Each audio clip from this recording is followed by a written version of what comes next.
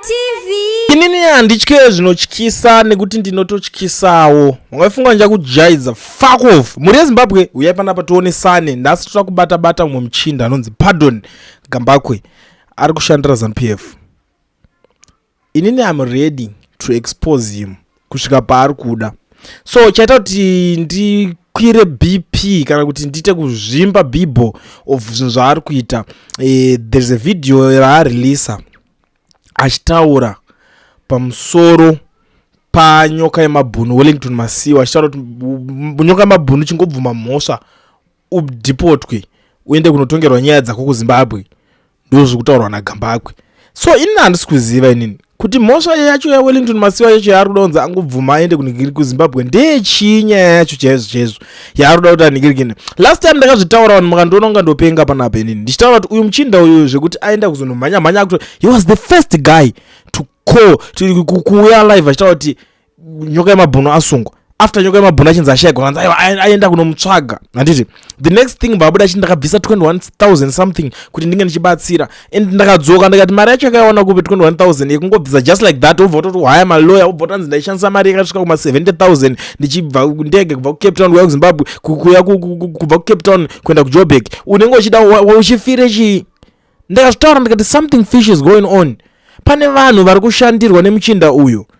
Zvinhu zvakadaisa hazvingoitike tese tinozviunderstand tinenge tiri mumastreets hapana kana mari yekunzi mari yesocial media kuti munhu angashandisa akaita zvinhu izvozvo yemomwe make achiti ari kufire chii. Ndakazvitaura zvese ndobva anotsvagana nemutype yemalawyer ake aida kucontrola iye achivaudza kuti musaende kune mamwe media house muchinotaura maupdates. The next thing chaakazoita chandakazoongorora ndikaona kusiya malawyers vamwe vakutoti vanongotonyudza munhu wese pasina maresults ane musoro anenge achibuda.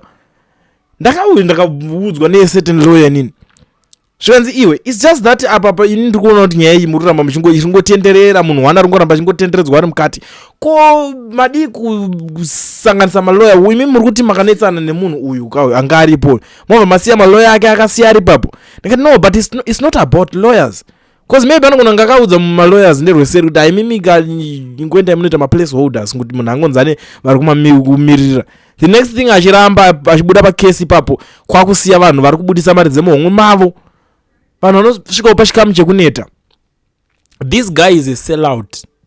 The next thing ndandazwa next statement ranga achitaura hanzi 2030 is unstoppable and imba iri kunzi yakabhombwa hakuna zvakadaro munhu was too smart for that haangamboite zvinhu zvakadaro.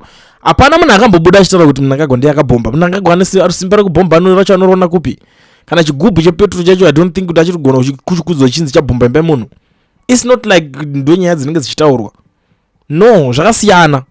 But this guy paari kushandiswa ndepekuti akubuda achinyatsoimbira achisapota vanhu ivava ari kusapota kudzvanyirirwa kuri kuitwa vanhu. Ndonyaya dzatiri kuramba idzodzo vanhu vanoda kuita zvinhu zveutengesi. Vanhu vakawanda stereke vakapfara nemoko emufestival vachinyudzwa vachisungiswa. We know him. He's a CEO informer.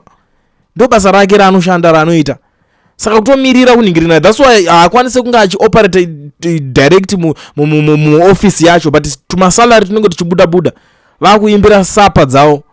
The next thing chaanoita kuya achikutengesai kungoswedera padhuze naye wanyura kungonzwa kuti malawyer vakuenda vachinopa information kune mamedia house nyaya iende kumhuri yeZimbabwe iri direct zvisina kudilutwa ndobva aramwa bva disappear pakesi akati ina ndichada vanhu vada iye akazodzoka ndauda kuita take off of that ningirikini. I even warn Malcolm Masarira ndakamupa that warning Traore nini ndikati my guy you have to be very careful kana ndakuona ako maakwenda kunoningirina because he saw ndichiningirina ndichi-interview Traore panapa because Traore angasiri munhu kuti aiuya ku YouTube but he saw me ndichi-interview Malcolm Masarira and then the next thing ndobva ati okay Malcolm Masarira uya kuno kuti ndipote ndichikuinterview ndichimubvunza akutanga kubvunza Malcolm Masarira nyaya direct dzekufunctional dzema-functional battles akutanga kubvunza about information achitsvaga information about VP Chiwenga achitsvaga kuti vari connected kusvika paextend ipi ndakadzoka ndikabvunza futi Malcolm ndikati shamari you have to be very careful pane munhu wokutamba nayewo because zvinhu zvakutendeswa direct kuma offices. This guy antouya achitokuinvestigata uye uchifungidzira kuti pamwe ari kukuinterviewa. Be very careful.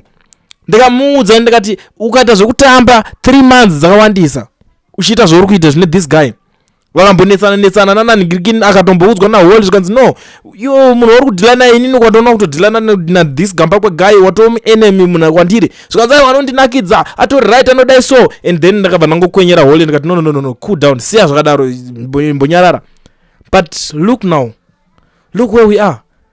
Where is Traore? Now Traore abatwa tarisa zvinhu zvaakutaura pamusoro peTraore. That guy, he benefited a lot from Traore. He benefited a lot from Traore, man. Go and check the number of the viewership yaakaita nemainterviews achita Traore. He benefited content from Traore.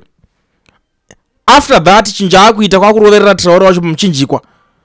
Kune chiselauti chakadarika ipapo. Akatanga kudenzi Traore akabuda achituka chamisa ona this video kuti vanhu vatange kuignore Traore abatwa boza vadoti vanhu vasasamira na Traore wacho abatwa.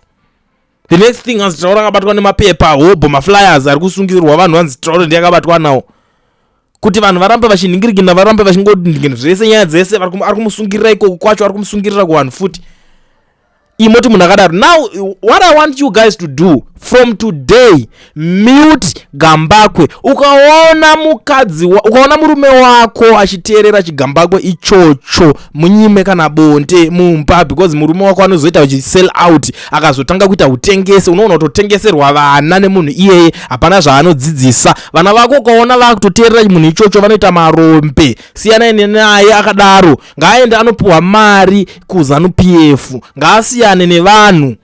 Ndo zvandiri kukutaurira inini panapa. Ndikutaura fair, ndikutaura officially panapa.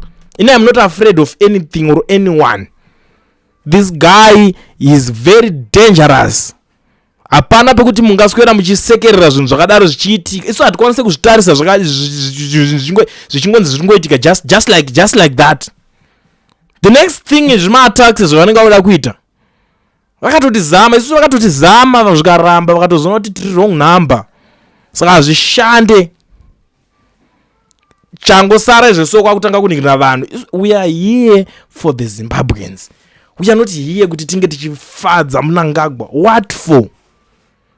Ukatoita everyone, munhu wese anota neplatform achida kunzi ari kuzvida kufadza Mnangagwa ngaaonekwe kuState House ikoko nemabodyguard nechinyi, ngaangoitira ivavo chete osiyana nemaZimbabweans. As long as ukada kuuya uchida kunyebera vanhu uchida kubhaiza maZimbabweans tunotoya tichibvondora chete. Ndaisa first ningirikini ndaiona zvangu strike yemanga maita, but mazoibvisa mega. Ndaiona zvangu cause nini ndatanga ndaisa ndichida play video chavo ndichida kuanalyze mukakanda strike ndakaraona maribvisire chii kana makasimba munotangire chemusindo. Madamirira ndidzorere ndikurove neangoma ndikina makatora panapa. Anyways, I don't care about mazifesa avo akanenge akatoremerwa mamusoro avo akangoya akatotakurawo zvakawanda kudaro. But chinhu zviri kuitika hatikwanisi kuramba tichisekerera zvinhu zvakadaro. Munhu anenge atanga kuita utengesi mute kutongoti mute chete kuti angataura achingodingina but mute. Pfekai zvitanda munzeve zvima headphones zvaka Britain. Tikatotaura kuti who is better, Captain Britain and that ndiana anotanga kundiona anotonga kuti Britain is better. What's that? Chii chakadaro mikuita utengesi wakadaro shuwa kuda kupedza vanhu. Please be very mukomana anga ari kumbogara paMidrand. Saka izveso I saw him in Cape Town and ndaumbe mutaudza, but I saw him in Cape Town. So please guys, vanenge vari kuside ikoko, be very careful. Siyana ine kuda kuita kukama naye kutaura naye, because once watanga kutaura naye vanhu vatoziva kuti you are part of the team. Uri vanhu vaya vari kuvenga chinhu chavo chavari kuita chavari kubika chimuforimbo ikoko. Chii chakadaro ichocho? Unominyira uchidefenda zvinhu zvisina nebasa rese uchiturumira nevanhu. Kana nyaya dzapera nyararai vakomana, kana nyaya dzapera ridzai muridzo, kana nyaya dzapera taurai nyaya dzeAIDS, kana nyaya dzapera taurai zvinyaya dzemamwe matopics. Kwete kuti toswera tichinzi tiri kuda kuswera tichitaura nyaya dzekuti asi yakaningirikina 2030 is unstoppable kuita sei kwacho, is unstoppable kuita sei. Siya vanhu vaite kachiwe ndiani achamisa vanhu kuita zvinhu. Munonyemba stereka kumanemi. Munhu kuita kushingirira kubuda ndebvu dzakaita kuchena kuchembera chinyeba kuchemberera mukunyebera vanhu. Cool TV team VAT asi vanhu vachishamsika.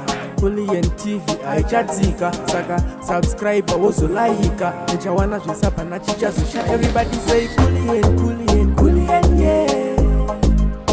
Information is brilliant, yeah. Everybody say Kulien.